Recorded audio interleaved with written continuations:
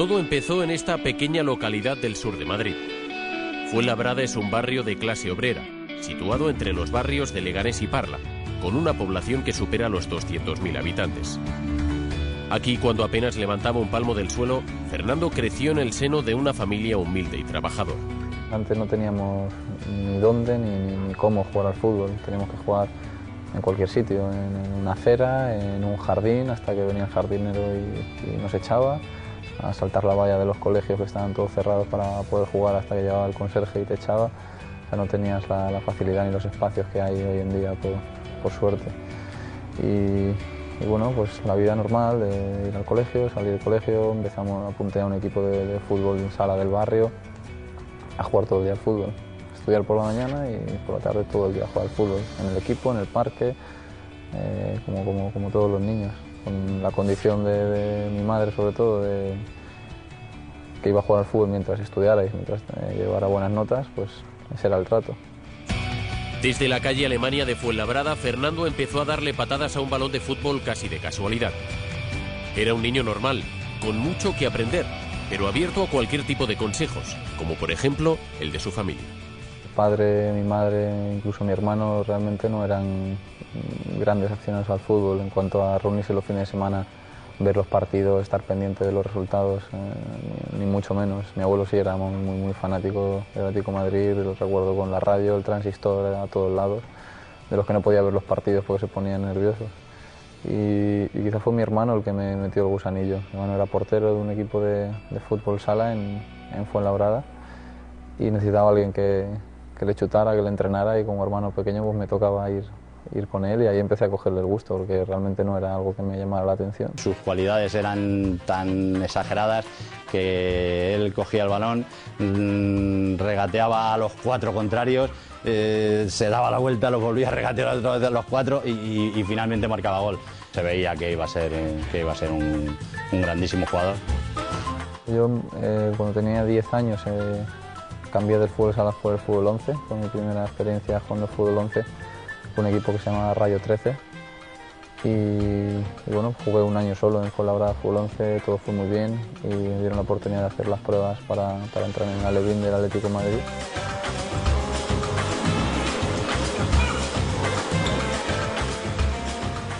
Fernando empezó poco a poco a despuntar y a estar en boca de todos. Desde siempre sus padres le inculcaron la cultura de la educación y el deporte, pero siempre con una condición: la de no descuidar su otro terreno de juego, el de los estudios. Era muy del Atleti y siempre tenía ese plato colgado en su casa. Siempre le llamaba la atención Atlético de Madrid. Y el abuelo, cada vez que le cogía en el pueblo, que lo tenía en su casa en Madrid, pues siempre le contaba historias del Atleti. Yo creo que se hizo un poco rojiblanco por su abuelo, porque siempre insistía: tú tienes que ser de este equipo. Fuenlabrada seguía siendo su casa, su vida. Pero el Atlético de Madrid eran palabras mayores, y su vida, sin tenerlo muy presente de forma inicial, estaba a punto de cambiar. Lo mismo los 3 y los 4 que estábamos por allí, y se desenvolvía perfectamente bien. No solamente era técnico, corría, peleaba, luchaba, buscaba la pelota, no esperaba que se lo fabricasen.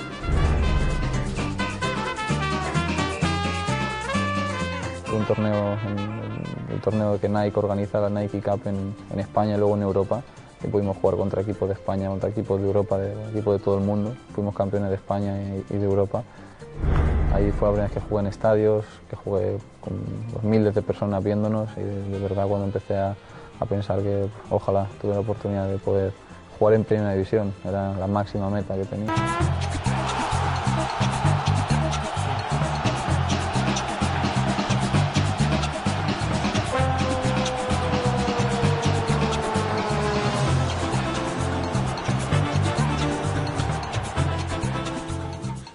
Recuerdo de conocer a Luis Aragonés y ¿no? decirme que iba a ser uno más y que tenía que ganar, jugar y bueno, que nos veríamos en la pretemporada, porque esto fue a final de temporada.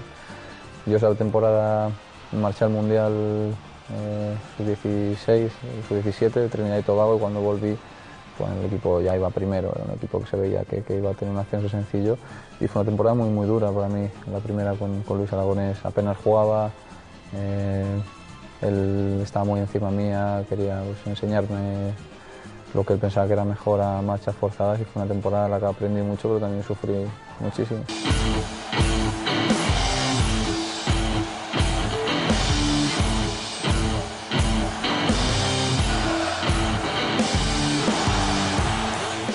La progresión de Fernando fue a más durante las siguientes temporadas. Con sus compañeros consiguió devolver al Atlético de Madrid a la élite y enseñar al resto de España su clase y su potencia en una primera división que le temía.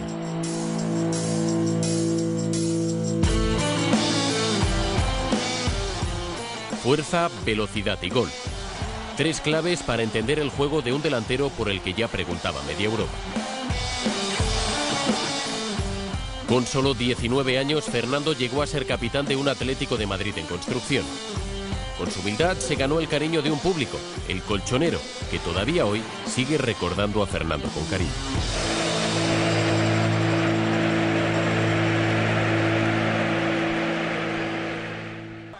Tuve la llamada de Rafa Benítez, la llamada de Liverpool y ese club en ese momento me ofrecía todo por lo que yo siempre había soñado conseguir en el Atlético de Madrid. No iba a poder ser, así que qué mejor club que ese, ¿no? Muy similar en cuanto a valores al Atlético de Madrid y en ese momento, un equipo de referencia en Europa, ¿no? Tiene mucho que ver el Liverpool con el Atleti, ¿no? En idiosincrasia es una afición muy caliente, un estadio muy coqueto, no sé, un equipo que nunca es primero, pero siempre en los años hasta hoy peleándose con los grandes. Tenía mucho que ver el Atleti con el Liverpool. Aquel verano de 2007 marcó un antes y un después. Era un salto internacional que le convirtió en la referencia de los jugadores españoles en el extranjero y le otorgaba una responsabilidad extra cuyo precio a día de hoy, el Liverpool, sigue pareciendo barato. Fueron 20, que eran 30 y estaba el fichaje de Luis García en el medio, con lo que eran 26,5 más añadidos y la operación de Luis García. Y es cierto, como dice el Atlético de Madrid, que sumando todo, porque como él fue consiguiendo goles y fue consiguiendo objetivos, se podría llegar a los 36 millones de euros al final. Torres marcaba bastantes goles, encajaba muy bien en el sistema, que no fue un equipo muy creativo en el mediocampo, si lo piensas, pero que sí tenía mucha llegada.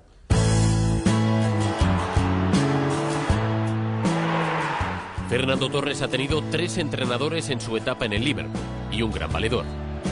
Rafa Benítez, que insistió en la necesidad de pagar casi 30 millones de euros por un jugador que ni siquiera había participado en la Liga de Campeones, que era indiscutible en el Atlético de Madrid, pero que no había podido lucirse en Europa. Acertó de pleno y empezó a demostrarlo desde muy pronto. Paradójicamente, su primer gol se lo marcó al Chelsea. Era el 19 de agosto de 2007.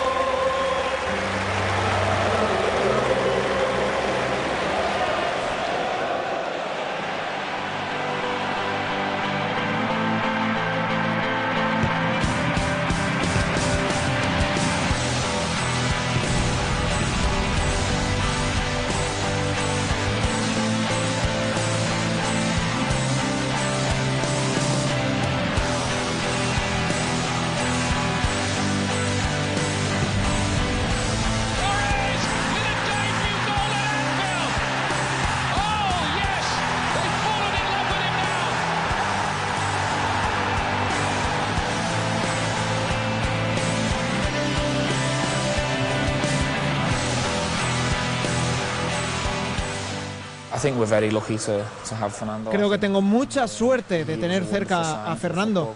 Es un gran fichaje para el club. Es joven y ya está demostrando que es uno de los mejores del mundo.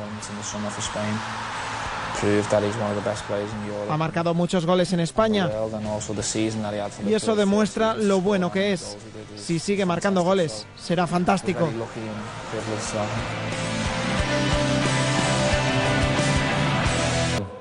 Sí, sin ninguna duda. Creo que es un jugador diferente.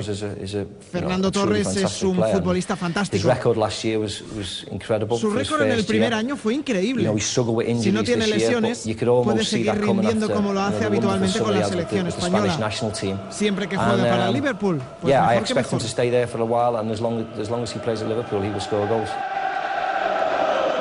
Fernando siempre ha ido de menos a más. Y es muy grande, ¿no? Muy grande lo que está haciendo y me alegro mucho por el niño. En su primer año, Torres hace historia en la Premier League. Consigue marcar 24 goles, algo que solo un jugador extranjero había logrado en su temporada de debut, Ruud van Nistelrooy. Acaba siendo el año siendo elegido segundo mejor jugador de la Premier League tras Cristiano Ronaldo, segundo mejor jugador joven tras Fábregas y acaba entre los 3 nominados al FIFA World Player.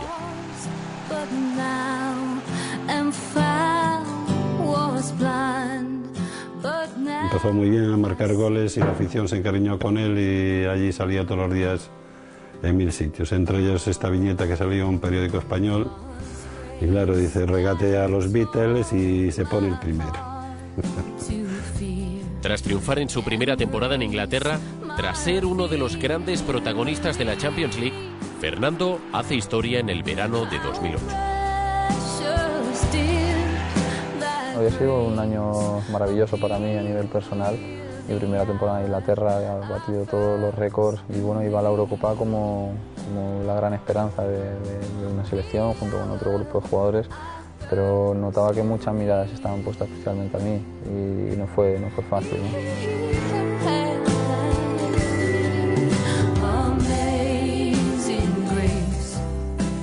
Después de su primer año en Inglaterra, Fernando se une a la mejor generación de futbolistas española para lograr una Eurocopa histórica para nuestro país.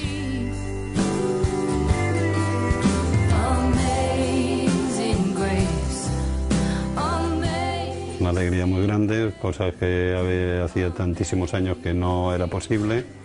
Y llegó el niño y acompañado por todo el equipo marcó el gol a Alemania.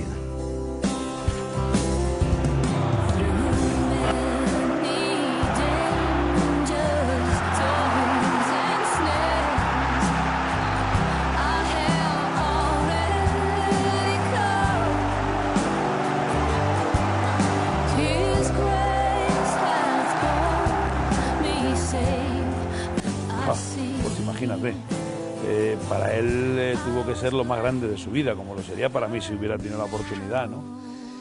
Aparte de que quieras que no, egoístamente un delantero vive de los goles, bendita selección, bendita España, pero al final él egoístamente tiene que decir, y he sido yo el que lo he marcado, ¿no? Y eso va a quedar ahí, eso nuestros hijos lo verán y nuestros nietos lo verán y todo el mundo se acordará, y él lo sabe, ¿no? Él es consciente de en qué dimensión está, ¿no? Que le dabas un abrazo y parecía que estaba como vibrando, sudando. Con ese abrazo solo te das cuenta de cómo lo que sientes por dentro, es decir, estás en lo máximo. Fue un año genial, con un final inolvidable y que no cambiaría por nada del mundo, ¿no?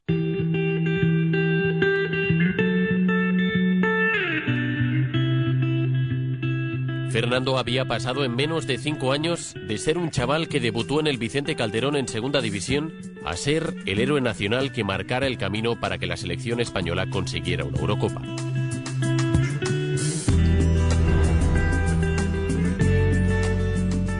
Tras la victoria en el Praten y su gol, Fernando volvió a Inglaterra para seguir en un Liverpool que poco a poco iba mostrando síntomas de agotamiento. Fernando empezaba a encontrarse más solo que de costumbre, y el club, sumido en luchas internas entre el manager Rafa Benítez y los dueños, empezaba a dar señales de debilidad. Sin embargo, Torres siguió su camino, intentando que nada ni nadie se interpusiera a su paso. Los goles siguieron llegando, el reconocimiento mundial aumentando y el palmarés creciendo.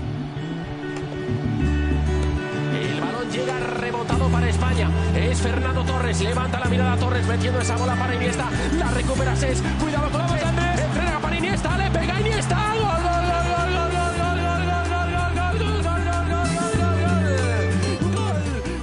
Tras un año difícil y un compromiso indudable con lesiones incluidas, Fernando trabajó como nadie para llegar al Mundial de Sudáfrica, donde de nuevo volvió a hacer sonreír a los suyos.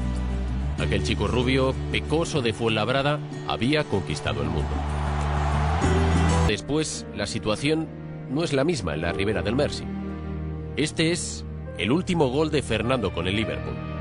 Fue en Wolverhampton, para cerrar un partido en el que ya había empezado marcando. Era el último recuerdo red, porque en la noche del 31 de enero de 2011, Fernando Torres fichó por el Chelsea, en un fichaje que le convierte en el jugador español más caro hasta la fecha. La operación asciende a casi 60 millones de euros. Yo en Liverpool he estado muy cómodo, ese club me ha dado todo. Rafa Benítez en particular me ha dado mucho y le debo muchas cosas, pero no era mi casa. Tuve que dejar mi casa con 23 años e irme a otro país sin hablar inglés y ganarme el respeto de otros aficionados, de otro equipo, de otro país. Cuando vine de Liverpool a Chelsea, eso ya lo tenía ganado. Yo ya había jugado en Inglaterra, ya había jugado bien, ya hablaba el idioma, no tenía nada que demostrar, era un reto más.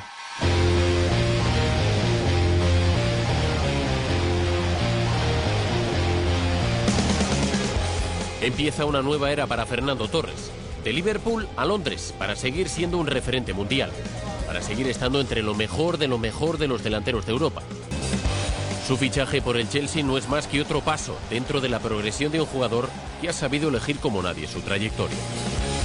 Es un nuevo equipo, una nueva ciudad y un estilo de club muy distinto al de antes. El Chelsea, incluso él lo ha dicho, ¿no?, que busca elaborar un poco más el juego, entonces están contra defensas que quizás se meten un poco más atrás y están un poco más organizados y no tiene tanto espacio para sus carreras. Al final tenemos muchas veces el defecto de ver a las personas por los errores y Fernando ha sido un jugador así. Es que no tiene y nunca nos fijamos a lo mejor en lo que tiene, y lo que tiene son muchas cosas. Es un delantero que tiene presencia, que se desmarca bien, con una personalidad increíble, que tira siempre, que no se esconde, que cuando va mal sigue sin esconderse, que luego pues capaz de hacer goles, que juega también para el equipo, generoso. Bueno, sabes que como futbolista es un futbolista muy completo.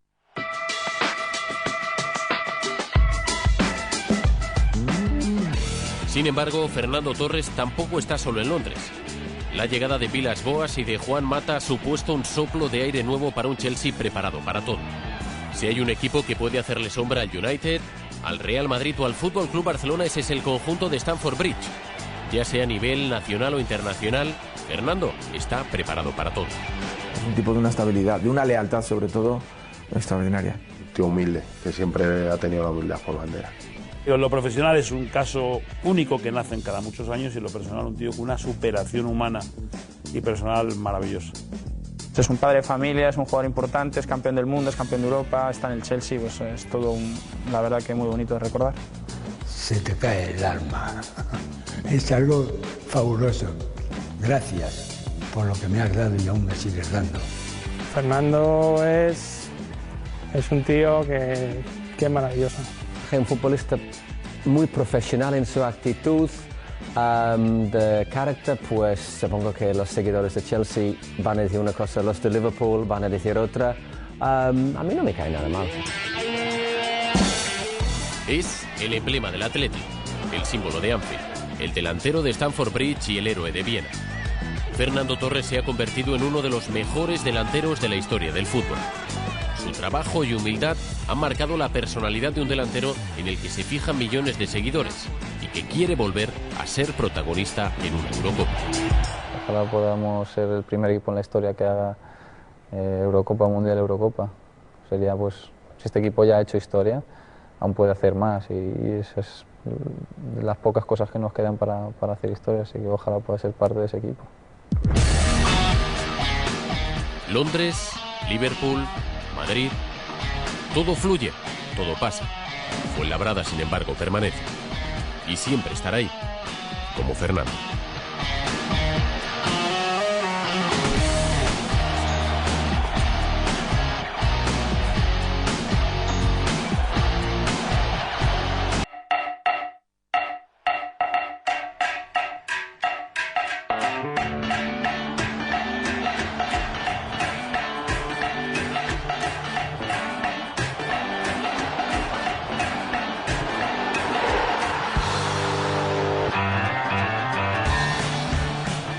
Dicen los sabios que uno es lo que le enseñaron a ser de pequeño. Por eso, los que le conocen describen a Fernando como un chico tranquilo, serio y respetuoso. Y quizá esta última palabra, respetuoso, es la que mejor le ha definido a lo largo de estos últimos años.